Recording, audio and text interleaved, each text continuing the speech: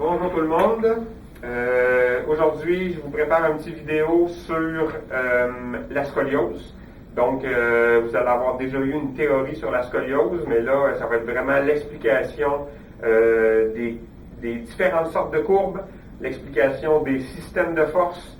Je vais vous montrer aussi le corset que vous auriez dû fabriquer si on n'avait pas été en pandémie. Et je vais aussi vous donner des explications sur un corset qui est fini avec les vrais coussins, les vrais appuis, les vrais systèmes de force. Donc, on va voir tout ça dans la vidéo qui va suivre. Là, je suis avec Hélène aujourd'hui. Hélène a déjà enfilé des stockinettes. J'ai déjà sur Hélène dessiné la scoliose. C'est une double scoliose. C'est la scoliose que vous avez dans votre cahier de laboratoire, page 47.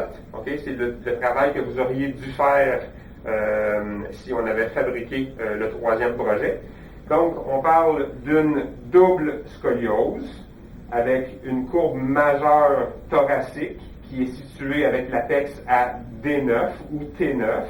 Et on a une deuxième courbe qui est notre courbe mineure qui est lombaire, qui est située à L3. Donc, scoliose dorso-lombaire, majeure T9 à droite et mineur L3 à gauche. C'est comme ça que normalement vous devriez nommer la scoliose. Puis sur la prescription que vous auriez d'un médecin, normalement, c'est ce qui devrait être écrit, quelque chose comme ça. OK? Donc, ce qu'on va faire. Pour commencer, je vous explique un petit peu ce que j'ai fait comme repère. OK? Je suis allé repérer mes épines de la scapula, parce que mon corset va se dessiner à partir du dessous des épines de la scapula, un peu comme pour le TLSO. J'ai dessiné l'angle inférieur des omoplates parce que, si vous regardez à votre page 8 de vos notes de cours, l'angle inférieur de l'omoplate, normalement, correspond à votre vertèbre thoracique 7. Okay? Donc, je me suis fait une petite ligne T7. Ensuite, j'ai marqué le dessus des crêtes de chaque côté. Et le dessus de vos crêtes, normalement, devrait concorder avec votre vertèbre lombaire 4. C'est ce que j'ai marqué ici. Je me suis fait un petit lombaire 4. Naturellement, ce ne sont que des points de repère approximatifs.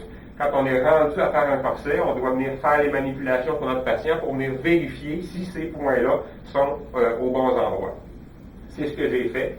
Tantôt, je suis parti de C7, puis à partir de C7, je suis descendu avec les épines, les apophyses, les processus épineux, et je suis venu compter D1, D2, D3, D4, D5, D6, D7, D7, D8 et D9 juste en dessous, et vous voyez mon apex va arriver ici à D9.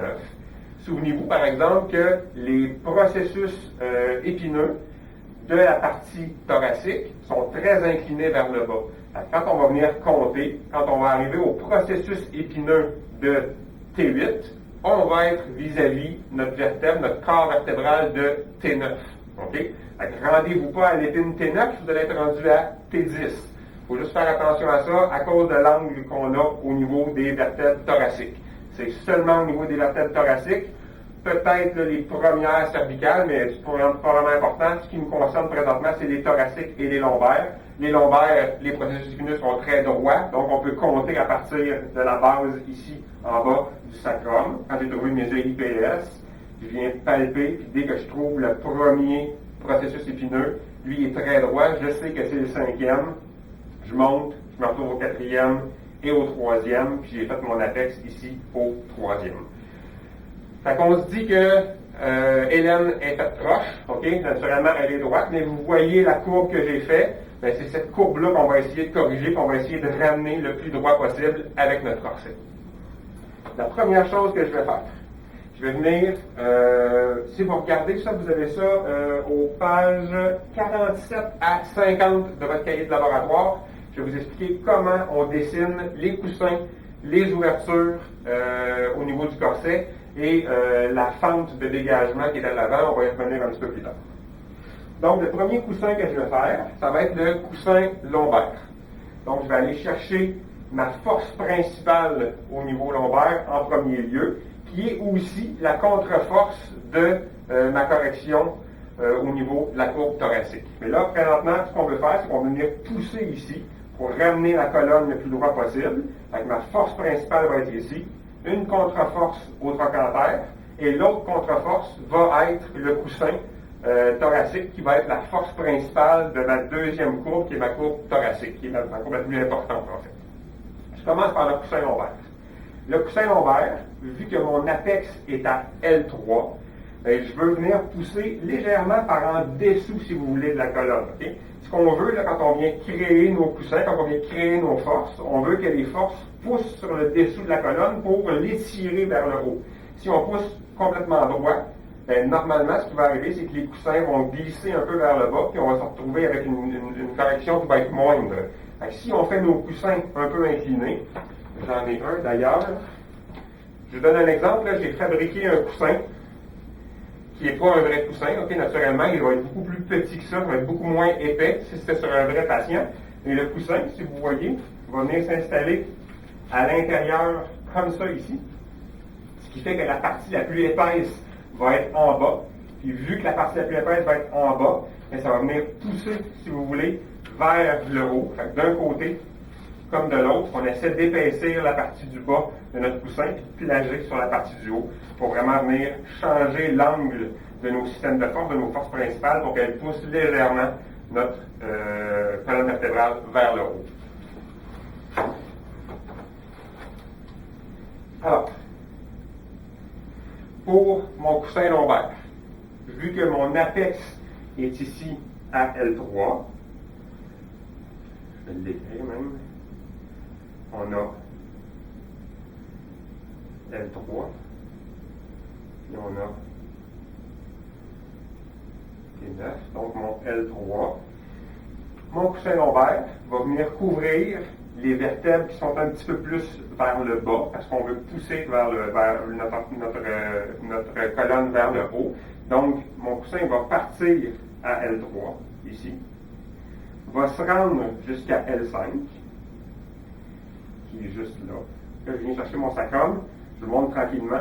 Dès que je sens le premier processus épineux, je sais que je suis rendu à L5. Ça donne bien parce que si je me regarde au-dessus des crêtes, ma ligne que j'avais faite à L4, j'ai juste en dessous. Donc, la logique est là. Fait que L5, L3, puis je dois couvrir aussi les côtes flottantes. Okay? Dans une scoliose, en plus d'avoir des courbes, on a une rotation au niveau des vertèbres. Okay? Donc, la rotation va faire que la cage thoracique va sortir du côté de la courbe. Et même chose ici, va sortir du côté de la courbe, mais au niveau lombaire, on ne le voit pas parce qu'on n'a pas de côtes qui sont reliées à notre courbe. La seule place où on peut venir s'appuyer, ça va être nos deux côtes flottantes, parce que si on vient s'appuyer plus haut que les côtes flottantes, on va venir interférer avec la force principale de notre courbe thoracique. Je sais que ce n'est pas si évident à comprendre, on y reviendra. Donc, de L5 à L3, plus les côtes flottantes. Pour aller chercher les côtes flottantes, je vais venir chercher les basses côtes, puis en dessous, on va se tourner un petit peu. Une fois que j'ai trouvé le bas de la cage thoracique, avec mon doigt, tranquillement, je vais venir appuyer, je vais rentrer vers l'intérieur. On est content, notre patiente n'est pas chatouilleuse. Je vais rentrer vers l'intérieur jusqu'à temps que je touche la pointe de la côte flottante, la première côte flottante qui est ici. Puis je vais tranquillement continuer, puis je vais venir toucher la pointe de la deuxième côte flottante. Fait que là, les 5 ici, j'en ai une et j'en ai deux. Mes deux côtes flottantes sont là. On va se retourner vers l'arrière. Je garde mes doigts sur les côtes flottantes et je sais que au niveau de la côte flottante, si je la suis, je veux venir créer, je veux garder un appui à ce niveau-là. Notre corset est ouvert ici à l'arrière. Je veux que mon coussin se rende le plus près possible de l'ouverture pour être capable de m'appuyer sur les processus transverses et sur les côtes flottantes à l'arrière pour éliminer la rotation. Et je veux aussi pousser sur le côté au maximum pour être capable de corriger la courbe. Fait qu'on corrige la courbe et la rotation avec le même coussin. Fait que je me rends jusqu'à mes côtes flottantes. Mon centre est ici. Fait que côte flottante jusqu'à L5, comme ça ici. Mon coussin, ensuite de ça, on va se tourner un petit peu. va venir se prolonger sur le côté jusqu'au-dessus de la crête, puis on va venir avec le coussin pousser très fort au-dessus des crêtes pour essayer d'aller compresser au maximum les chairs qui, elles, vont venir pousser sur la colonne vertébrale pour corriger ma courbe. OK? Ça, pour que ce soit au maximum d'efficacité, on va remonter notre coussin au-dessus de notre crête. On va se rendre jusqu'aux 2/3 du AP. Donc, on couvre les 2/3 du AP. C'est à peu près ici. Comme ça. Toujours au-dessus des crêtes. Il ne faut absolument pas que votre coussin touche à la crête, parce que s'il touche à la crête, il ne pourra pas renfoncer à l'intérieur des chairs et venir corriger votre courbe.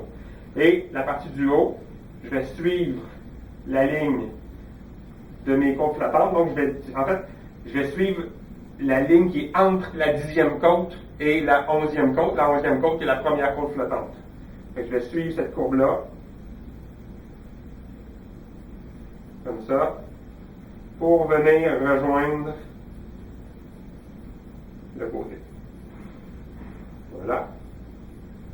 Ça, c'est mon premier coussin.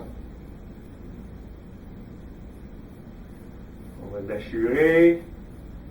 Voilà, on se retourne le dos. Avec votre coussin, il va ressembler un petit peu à une poire, si on veut. Là, okay? Donc, la partie du haut va pointer va être un peu plus haute à cause qu'on vient chercher nos côtes flottantes. On s'assure qu'on a un maximum d'appui près de notre centre du corset, près de l'ouverture, pour aller chercher un appui au niveau des processus transverses. Puis, on veut couvrir les processus transverses de L4, L5, L4, L3, les deux côtes flottantes, puis ensuite venir pousser sur le côté ici pour venir corriger la courbe. Fait que cette section-là de notre coussin va nous permettre de corriger la rotation, et cette section-là du coussin va nous permettre de corriger la courbe. C'est bon? Premier coussin. Le deuxième coussin qu'on va fabriquer. On va venir placer, on va venir positionner sur notre patient notre coussin thoracique. Donc, notre coussin thoracique, c'est notre force principale qui va venir nous permettre de corriger notre courbe majeure qui est située à T9. Et ça va aussi être une des contre-forces pour venir corriger notre courbe lombaire. Force principale de la courbe lombaire, contre-force ici, deuxième contre-force au niveau du trochanter. Là, je vais venir chercher ma première contre-force ou ma force principale de la partie thoracique. Donc, force principale thoracique, contre-force coussin lombaire, l'autre contre-force, ça va être le coussin sous-axillaire. L'apex de ma courbe est à T9. Je vais venir pousser un petit peu en dessous pour ramener ma colonne vertébrale le plus droit possible. Donc, ce que je veux faire, c'est d'aller trouver T8. T8 qui va être la partie comme du haut de mon coussin, la partie la plus mince. Je vais couvrir T9 et je vais couvrir T10, qui est ma dernière côte avant les côtes flottantes. Je ne peux pas toucher aux côtes flottantes pour que je reste sur les vraies côtes. Donc, ce que je vais couvrir, c'est moitié T8, T9 et T10. Je vais commencer par aller identifier ma T8. Là, je sais que ça, c'est T7, parce que je l'ai identifié tantôt en partant de C7, D1, D2, D3, D4, D5, D6, D7, qui est le processus épineux de D6, puis à partir de D7, je vais descendre de 1 pour aller chercher le processus épineux de D8, qui va être le même emplacement que le corps vertébral de D9, à cause de l'inclinaison de mon processus épineux. Donc à ce niveau-là, je sais que je suis rendu à T9. Je vais aller chercher la côte qui est en lien, qui me semble être celle-là ici. Pour être sûr de mon coup, je vais vérifier à partir de ma côte 10. Donc, je vais chercher les deux côtes flottantes, celle qui est au-dessus. La 10 est ici. 9, 8. Donc, j'étais à la bonne place. Ma côte numéro 8, je vais me faire un petit trait parce que je vais couvrir la moitié de cette côte numéro 8-là. Je vais couvrir la 9. Puis, je vais couvrir la 10. Fait que je vais couvrir complètement la 10. Les côtes flottantes partent en dessous de ma ligne que j'ai faite ici. OK? Fait que je recommence pour être sûr. Je le fais tout le temps une ou deux fois. 10, 9, moitié de 8. Parfait. Le plus près possible de mon centre, je vais tracer mon coussin. Ce coussin-là doit couvrir la moitié de T8, T9 et des T10, puis doit suivre la courbe des côtes. Avec mon doigt, ce que je fais, c'est que je viens chercher la forme de la cage thoracique. Je le place avec mes doigts, puis je vais tracer mon coussin en conséquence. Ça. Je vais faire la même chose sur l'apex de T8. Je vais venir chercher le centre de ma côte. Puis je vais tracer comme ça. Puis, on va se mettre de côté. Je vais aller encore une fois chercher, mon coussin va couvrir jusqu'aux 2/3 de mon AP. Il devrait être à peu près ici.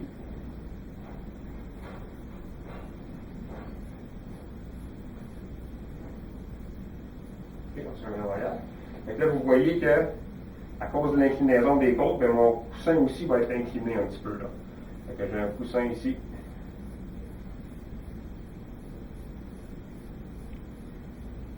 Comme ça. Fait que là, j'ai une force ici, j'ai une force là.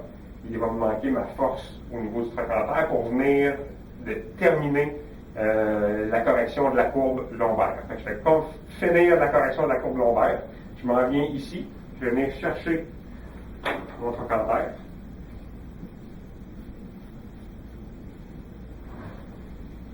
Je vais marquer, on va se tourner un petit peu. Je vais marquer le centre. OK, ça c'est le centre du trochanter. Et ce coussin-là doit couvrir, on peut faire de compression un petit peu au niveau des fesses, OK? Puis le coussin doit venir couvrir à peu près la moitié du AP, OK? Fait que je vais partir mon coussin quelque part comme ici. Ça va se terminer là. Le coussin va couvrir complètement le trochanter, OK? Puis il va se terminer 6 cm en dessous de la crête iliaque. Avec ma crête iliaque, on voit déjà, j'ai déjà marqué tantôt le dessus de la crête iliaque. Donc, 6 cm en dessous. 1, 2, 3, 4, 5, 6. Puis, je n'ai pas de ruban à mesurer. Vous pouvez le mesurer. Puis, à partir d'ici, on va venir faire notre coussin trochanterien.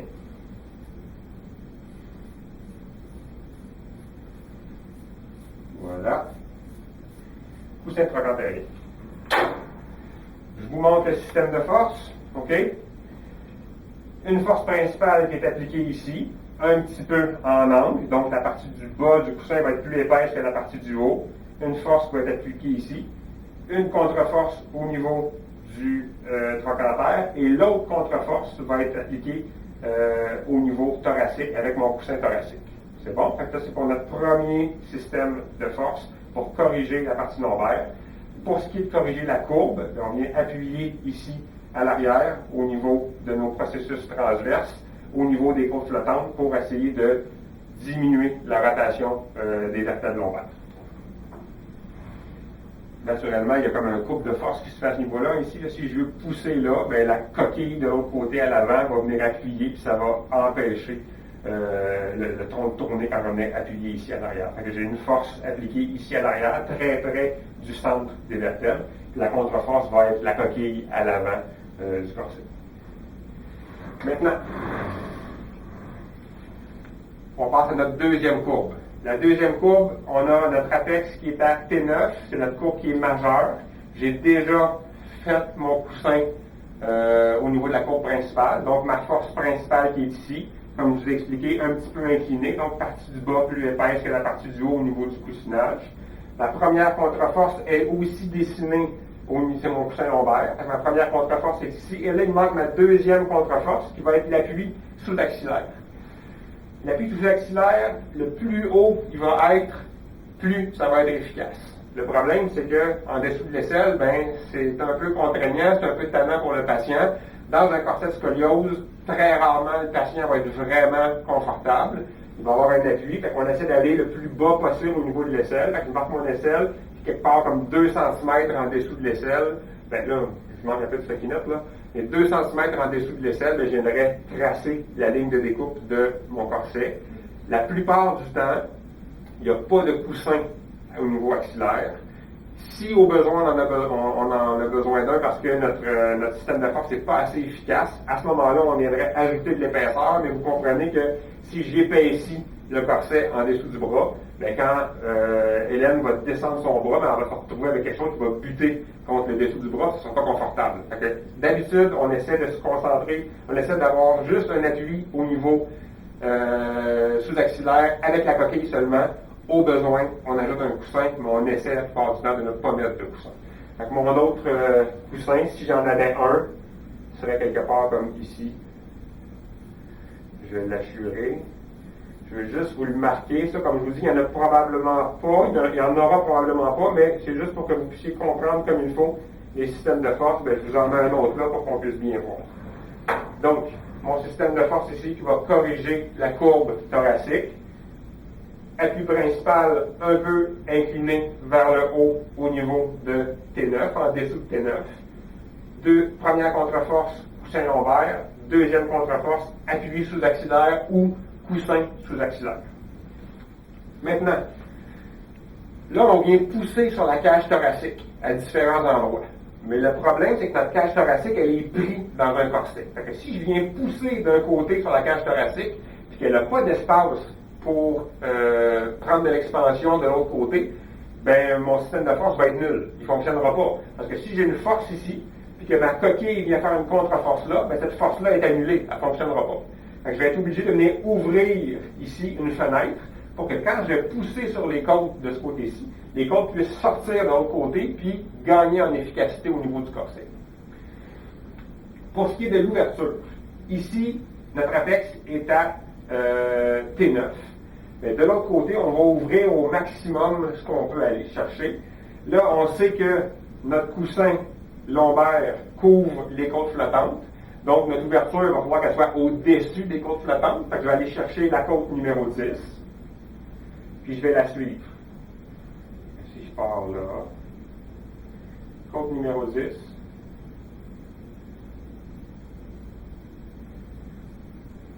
Je vais essayer de me rendre jusqu'à la côte numéro 7. Je ne peux pas aller vraiment plus haut parce que je vais me retrouver en conflit avec la coquille, avec mon appui sous-axillaire. Donc, à la côte numéro 7, je les compte, 10, 9, 8, 7. Ma 7e côte est ici. Puis là, comme je vous ai dit tantôt, avec mes doigts, je laisse mes doigts sur la côte pour être capable de tracer avec l'angle que j'ai besoin. On va se tourner sur le côté. Et encore une fois, au niveau de mon AP, je vais aller couvrir avec mon dégagement, je vais couvrir encore une fois les 2/3 de mon AP. Donc, mon dégagement va venir juste ici.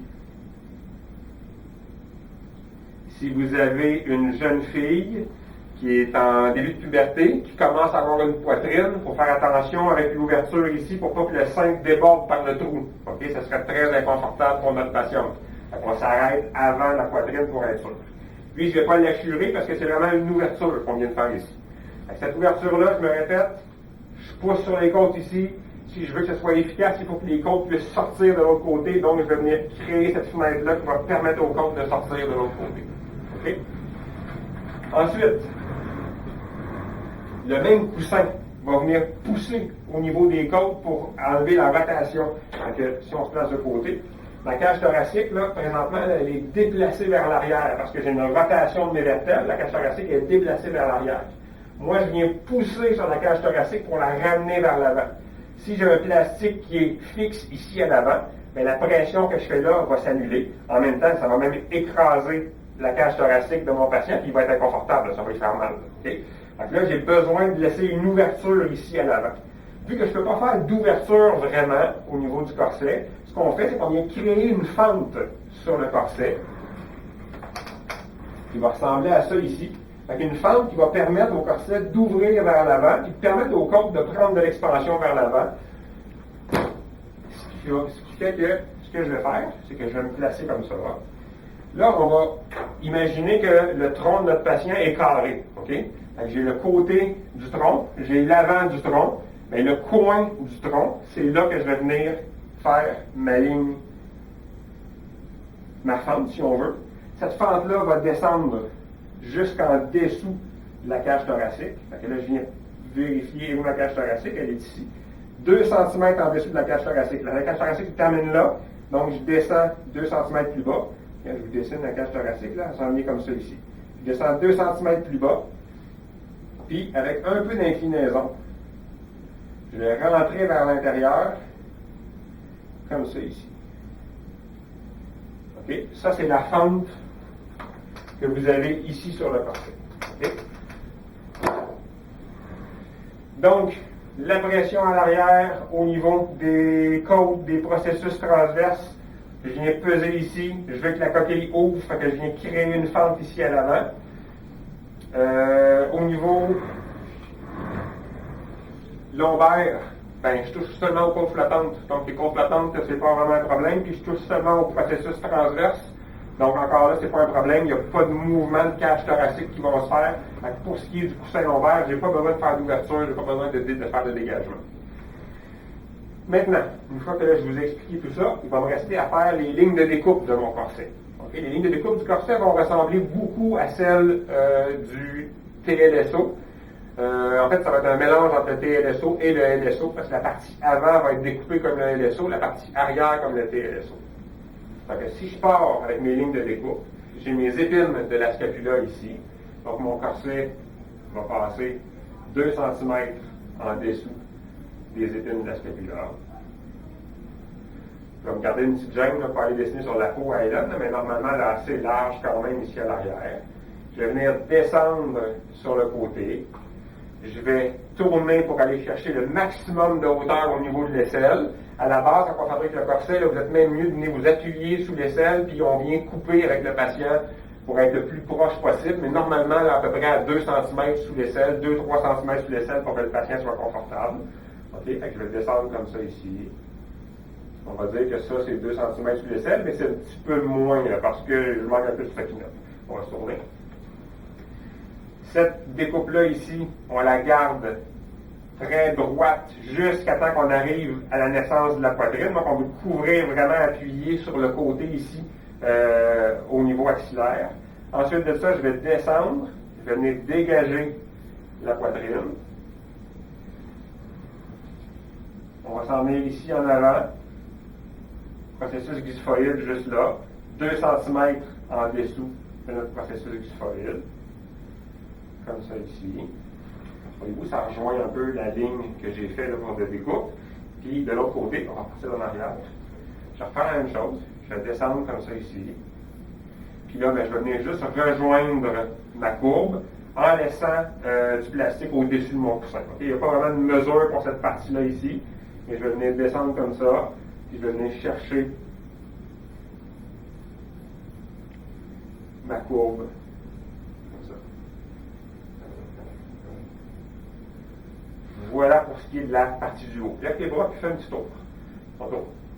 Donc la partie en haut ici, on descend, on s'en vient en dessous de l'aisselle, on descend, on dégage la poitrine, 2 cm en dessous de l'apophyse xiphoïde, on continue, on a notre fente ici, puis on remonte en laissant de l'espace pour le coussin jusqu'à l'arrière, en dessous des épines de la scapula. Pour la partie du bas, on va partir du devant. Pour la partie du bas, même chose que pour le TLSO. On va venir chercher la naissance du pubis. Okay? Quand je trouve mon pubis, je vais venir le chevaucher à peu près là, un 2 cm. Okay? Ça va donner de la stabilité à mon corset. J'en ai pas de besoin pour les systèmes de force, mais j'en ai besoin pour stabiliser mon corset. Donc, on vient chercher un appui au niveau du pubis. Ensuite de ça, sur le côté ici, vous avez votre coussin trochanterien. Donc, lui, on va le garder. On va garder le plastique par-dessus le coussin trochanterien. Juste un petit peu. Fait que donc, la découpe va passer en dessous du trochanter. Va remonter assez rapidement parce que là, il faut qu'on dégage la cuisse pour la position assise. Donc, on va venir dégager notre cuisse comme ça. Je m'assure que mon EIAS est à l'intérieur de ma coquille, très important. Et donc, dégagement au niveau de la cuisse. On tourne encore un petit peu. Je viens couvrir le trochanter. Normalement, après ça, à l'arrière, on s'en vient au niveau de l'apex des fesses, exactement comme vous avez fait pour le LSO, que vous allez faire pour le TLSO. Et je vais venir rejoindre ici avec une courbe qui descend pour que le plastique englobe mon coussin trochanterien. On continue à tourner. Apex des fesses. Alors, je commence en avant. Je dégage ma cuisse. Puis la découpe ici va ressembler un petit peu là, à la découpe que vous avez faite sur le LSO PLSO. Donc, dessus des crêtes, début du trochanter, on passe entre les deux. Et on va venir terminer notre découpe de corset comme ça. OK. On se replace de face. Appui au niveau du pubis. On dégage les deux cuisses. On vient couvrir le trochanter. On remonte un peu vers l'arrière pour couvrir la moitié des fesses. Puis de l'autre côté, notre ligne de découpe va passer entre la crête et le trochanter. La ligne de découpe va passer ici, puis va revenir ici vers l'avant. Donc là, on a notre corset qui est dessiné au complet avec les coussins, les ouvertures. Je vais maintenant vous montrer le résultat que vous auriez dû obtenir. Donc, normalement, ce qu'on fait quand on est en laboratoire, on a fait tout notre tracé et tout ça. Vous avez votre coquille qui est pleine, OK? Il n'y a pas de mousse à l'intérieur, ce qui fait que notre plastique est transparent. Fait qu'on voit les lignes de découpe à travers. Vous viendriez mettre votre coquille pleine sur votre patient et de là, à travers, on viendrait décalquer les coussins et les ouvertures. Là, je vais pouvoir juste vous montrer, ça c'est mon produit fini, c'est ce que vous auriez dû obtenir. Si je viens de placer sur Hélène, je m'assure qu'il est bien ancré, on va se tourner de dos. J'en profite pendant que je suis là pour vous expliquer un petit peu les courroies devraient aller où. OK? Ça prend une courroie au centre de chacun des coussins. Puis ça prend une courroie le plus bas possible pour se retrouver à peu près, là, en fait, ma boucle ici, dans ce cas-ci, elle est un petit peu plus basse parce que la boucle doit se retrouver le plus près possible de mon coussin. OK?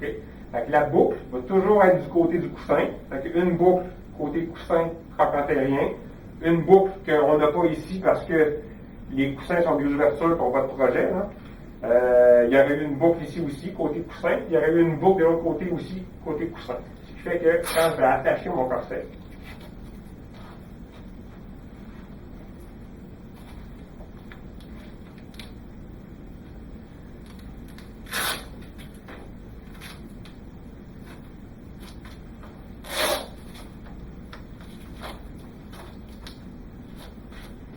si vous regardez, le corset que j'ai fabriqué,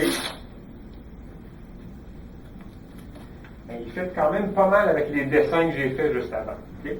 Si on regarde, bon, ça c'est une ouverture présentement, mais si vous regardez sur mon démonstrateur, mes coussins, je les ai encerclés en bleu pour les différencier des ouvertures. Okay? J'ai mon premier coussin qui est ici, avec ma boucle, donc ma courroie qui est attachée au centre du coussin pour tirer la courbe de ce côté-là. L'épaisseur du coussin est plus épaisse en bas qu'en haut, donc la pression va se faire un petit peu à angle. J'ai ma deuxième courroie qui, elle, devrait être au niveau du trochanter. Ici, elle est un petit peu haute, je la descendrai un peu plus bas. Donc, boucle côté coussin trochantérien, on vient serrer de ce côté-ci. Et sur la partie du haut, même chose, la boucle côté coussin thoracique, puis on vient serrer ici. Donc, nos systèmes de force sont bien ancrés, sont bien placés. Les courroies vont permettre au système de force d'être efficace. Force principale de la courbe lombaire, contre-force, contre-force. Force principale de notre courbe thoracique, contre-force, contre-force en dessous de l'aisselle. Juste lever tes bras puis tranquillement faire un petit tour. C'est pas exactement les mêmes découpes parce que ce corset-là a été ajusté. Il a été fait sur Rachel et de 1 et il a été ajusté après ça sur elle. Mais on s'entend que ça ressemble quand même pas mal à ce que j'avais dessiné juste avant.